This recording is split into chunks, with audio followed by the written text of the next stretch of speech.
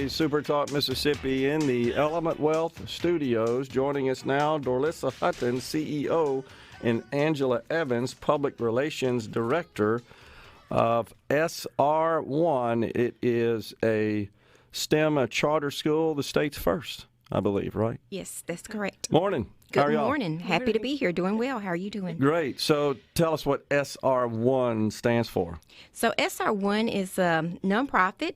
We're a 501c3. We're dedicated to eliminating disparities in health, education, and technologies. We focus on Central Mississippi heavily, but we've branched out to start including the rest of the Mississippi as well. And that's really how our charter school came about. We were doing some great work within the community. We were seeing 100% on-time graduation rates.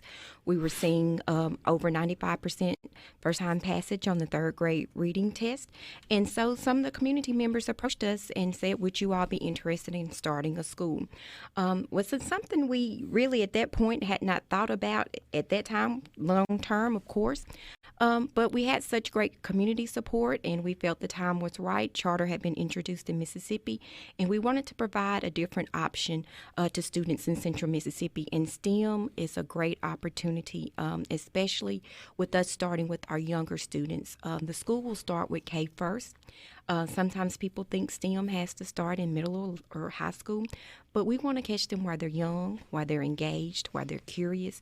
And we know that this will build a great foundation, not only for their learning and critical thinking skills, but also for the economy of the state of Mississippi. Gotcha. Just for the benefit of our audience, STEM, of course, stands for science, technology, engineering, and math. Yes. Just wanted to clarify that. Yes, some folks thank may you. not be familiar with that term. That's fine. All right, so how many students? We're going to start off year one with 150. There will be 75 kindergartners and 75 first graders. Okay. And each year from there, we will add a grade. Okay, and where's the school located? The school will be located in North Madison County in the Canton Public School District. And with that, with the charter law in Mississippi, if your district is a C or below, then someone can open a charter school there. So anyone from the surrounding area whose district is a C or below, and that was in the year 2020, they will be eligible to attend. So that's Canton Public Schools, Lee County, Yazoo City, Yazoo County, Jackson Public Schools. So with the charter law, it does provide some flexibility for schools as far as enrollment. Okay, so a student has to live in a district, right? Yes. Where the school in that district is scoring C or below to be eligible That is to correct. apply to attend the charter school. That is right? correct. And 150. So how does a family apply for these kindergartners and first graders? And Angela has done a great job. And if Angela wants to talk some about the website and also just some recruitment efforts. Yeah, it's actually pretty easy. I mean, really all you do to get started is to fill out the form. We have circulating in the community, or you can visit it online at sr1tech.org. And we also have a CPSA website as well. And you really just get started. You know, you can fill out the information sheet, and then we'll contact you with more information. But it's really just getting the basic information on your student, whether it, your child, grandchild, family member, and go from there. There's no other requirements other than geography requirement. As long as you are going to be in kindergarten or first grade in the next school year, you are eligible to apply. And there'll be 75 students per grade, and it runs on a lottery system. So if we have 75 students for each grade that apply, then everybody gets in. If we hit 76 or more, it moves to a lottery system to make it fair. So no one is singled out or any. So what do you mean by lottery system exactly? It's just kind of a random draw at that point? Yes, so that was, and just if they need to catch those websites again, the one specifically for the charter school is www.sr1cpsa.org. And the CPSA stands for College Preparatory and STEM Academy, so it's SR1 College Preparatory and STEM Academy. And at the top of that page, you will see Apply Now, and you can click there, and you also will learn more about what the students will be engaged in as far as their learning, and also the great educators that will be there.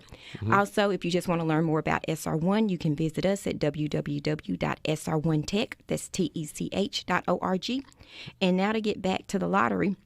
So when the legislator developed the charter law, the lottery was one thing they put in. And the only thing that does, as Angela mentioned, it makes it equal across the board.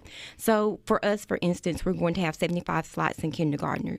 If we hit 80, State law says you have to trigger a lottery, and it's just that it's random. All 80 names will go in, 75 will be pulled out, and that was just the way that the law was written. How do you determine how many can be enrolled? So that's up to you as an individual school. We were really engaged in keeping our classes small, so we'll have those 75. That'll be 3 classes per grade, because we're looking at making sure we're providing high quality education versus having just a large number of students. So we really want to set a good foundation, and that's our overall purpose. Yeah, gotcha. So on your website, it looks like you have 3 pillars that you discuss: health equity, education equity, technology equity. A little intrigued. What do you mean by health equity? Don't typically see that associated with a school. Yes, and so it's important because, as I mentioned, as a nonprofit, first of all, and we're in the state of Mississippi, and I know you know, especially coming from the tech world, we lag behind in a lot of areas, but it's not because our students or our workers are not capable. We just haven't been given the opportunity. So by equity, we mean providing those opportunities. As an organization, we have a robotics team. At that point, when we first started, it was only maybe 6 or 7 schools or organizations within the state that were participating with the University of Mississippi. By providing that service to students, it's making it equitable. They're able to have that opportunity to learn. And so with our school, by introducing them to STEM at a young age, we're making education equitable. And what we do with health, we're actually working to provide healthy food and food insecurity. We actually are growing healthy leafy greens that we're distributing to the community on a regular basis. And that's at one of our locations in Forest, Mississippi. And we're also going to be doing the same at our location in north of Canton in Madison County. So we're trying to help alleviate some of the issues that have plagued Mississippi for so long. We're all natives. Mr. Green, our founder and CEO, is dedicated to just making Mississippi better all around. If you have a healthy workforce and healthy students, we see a decrease in missing time from school and work, which means more productivity. But we have to give them the resources and the skills they need to be able to do that. And just also with bringing new factories and new services to Mississippi. You know, excited when Nissan came years ago, excited to see Amazon here, excited to have Continental Tires, but we need to keep improving our students and our workforce so we can have more businesses coming in to build our economy. And we see our school and also our nonprofit greatly contributing to those services. Gotcha. So is there a cost to students? There is not a cost. The charter is a free public school. So we are free. That was the way the legislator again wrote the law, which is great. So it's no cost to parents or students.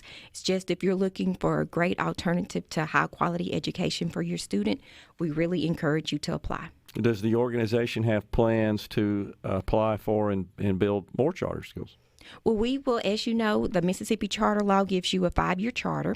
When it's time to reapply, the board will decide, the authorizer, if A, you can continue with the group you have, and B, if you can expand. We would love for the future, but right now we're just focused on making sure we get this one started off correctly. We build that great foundation for our students, and this first charter term will take us K through 5th.